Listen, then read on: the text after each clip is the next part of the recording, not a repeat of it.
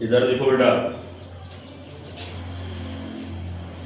अपना पाठ चल रहा था अध्याय 10, कक्षा 10 का विज्ञान का पाठ, अध्याय 10 मानव नेत्र रंग बिरंगा संसार। ठीक है, इसमें आज हम पढ़ने जा रहे हैं बेटा, आंख का अपने चित्र बनाना सीख लिया था। आंख के बारे में हमें सब पता है।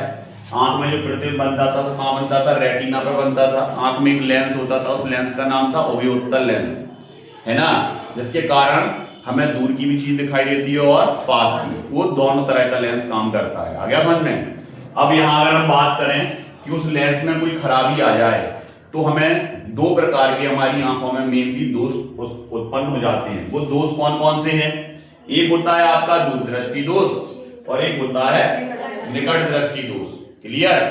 अब गौर से देखें जरा कि ये दोष कब उत्पन्न होते हैं।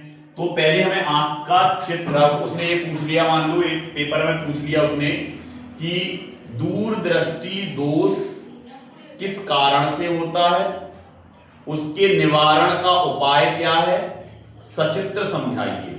चित्र बनाकर उसके निवारण को समझाना है। आ गया समझ में? तो अगर हम बात करें, सबसे पहले तो आपको यही याद रखना है कि जो दोष उत्पन्न होता है निकट दृष्टि, पहले तो इसको समझना है। निकट दृष्टि का मतलब है कि निकट की तो तुम्हारी दृष्टि है, मतलब पास की चीजें तो आप देख पा रहे।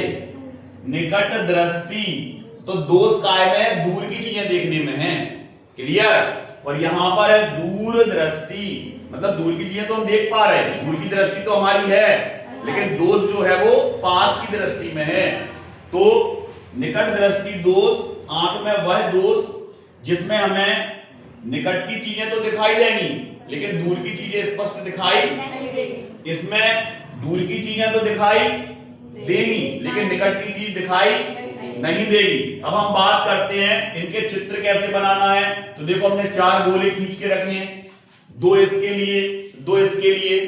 सबसे पहले आंख का चित्र बनाएंगे तो यहां से हमने बताया था उस दिन भी कि आंख का चित्र बनाते समय सबसे पहले आगे का हिस्सा क्या कर लेंगे, इसको हटा दिया। और इसको कैसा बना दिया था? ऐसा बना दिया था भरा हुआ, ऐसे ही इसमें बना देंगे हम।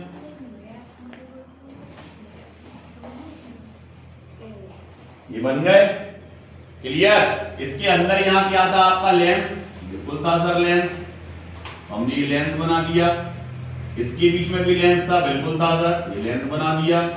इसके बीच में भी हमने लेंस बना दिया और इसके बीच में भी हमने लेंस बना दिया। अब गौर से ये देखना है कि निकट दृष्टि दोष उत्पन्न कब होता है।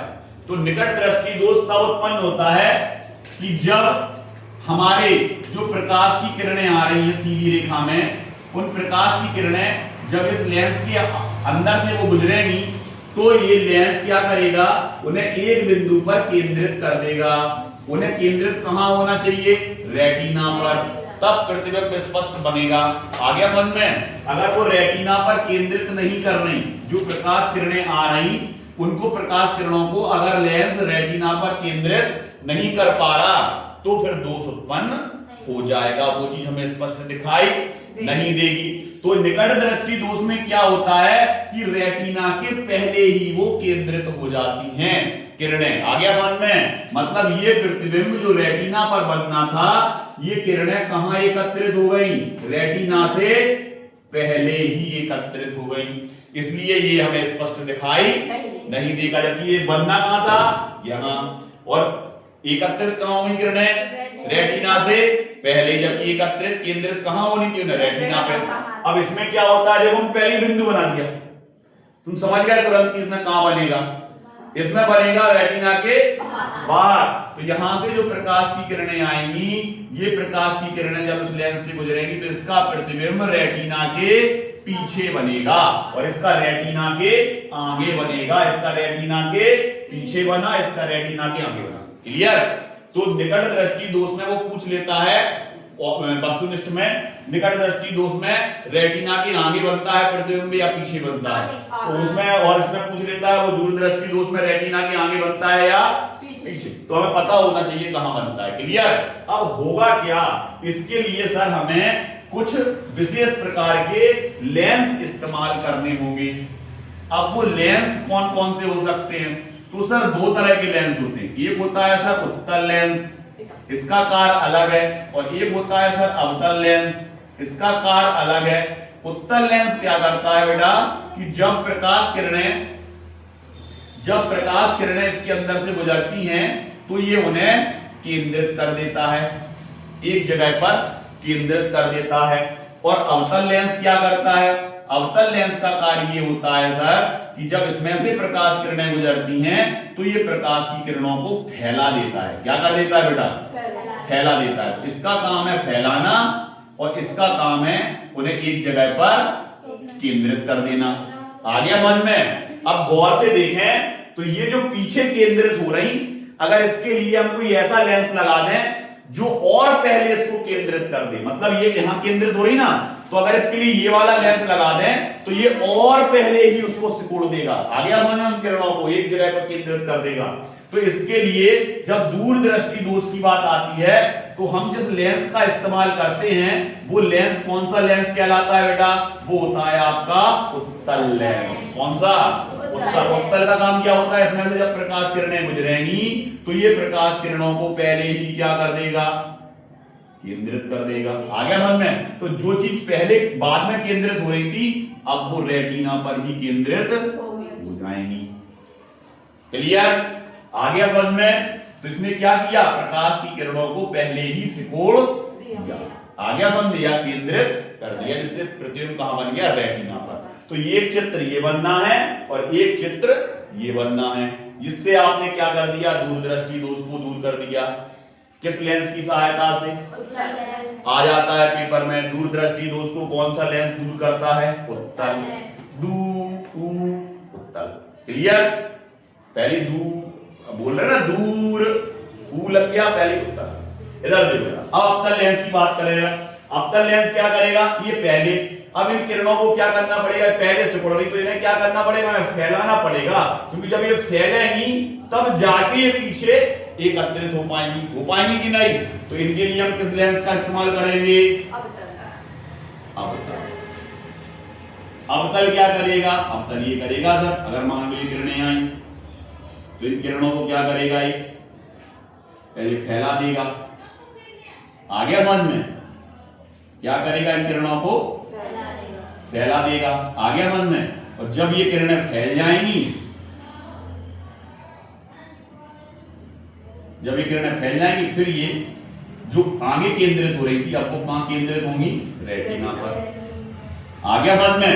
और इस तरह से ये कौन सा दोष दूर हो गया, अपना निकट दृष्टि दोष। तो अब हमें कुछ चीजें याद रखनी है। कौन सी? सबसे पहले निकट दृष्टि दोष कब उत्पन्न होता है, तो निकट दृष्टि दोष तब उत्पन्न होता है जब प्रतिबिंब रेटिना के पहले बन जाए, और दूरदृष्टि दोष तब उत्पन्न होता है जब रेटिना के पीछे बन जाए, बाद में बने।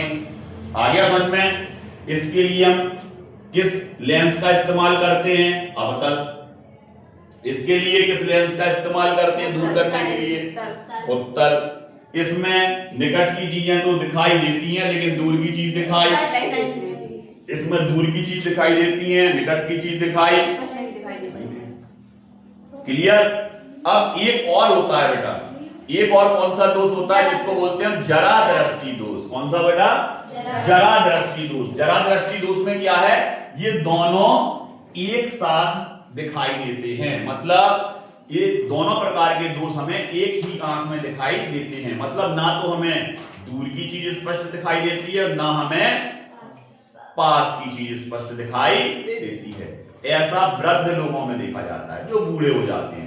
ऐसा किस लिए होता है, क्योंकि उनकी मांसपेशियां शिथिल हो जाती हैं, जिससे उनकी आंखों में जो लेंस की जो समंजन क्षमता होती है वो उतनी स्थायी नहीं रहती। आ गया समझ में? तो यहां पर अगर अपन देखें जरा दृष्टि दोष, तो जब व्यक्ति को वृद्ध अवस्था में इस प्रकार का दोष देखने को मिलता है जब व्यक्ति को ना तो दूर की चीज स्पष्ट दिखाई देती है और ना ही पास की, तो इस प्रकार के दोष को हम जरा दृष्टि दोष कहते हैं। आ गया समझ में?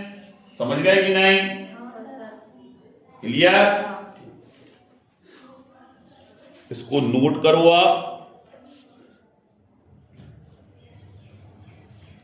और जो लेंस होता है ना बेटा उसमें लचीलापन कम आ जाता है, जो लेंस होता है आपका उसमें लचीलापन क्या आ जाता है, कम आ जाता है, जिसके कारण फिर जरा दृष्टि दोष देखने को मिलता है। और वो ये पूछता है कि जरा दृष्टि दोष जो देखने को मिलता है उसको किस लेंस की सहायता से दूर करेंगे, द्विफोकसी।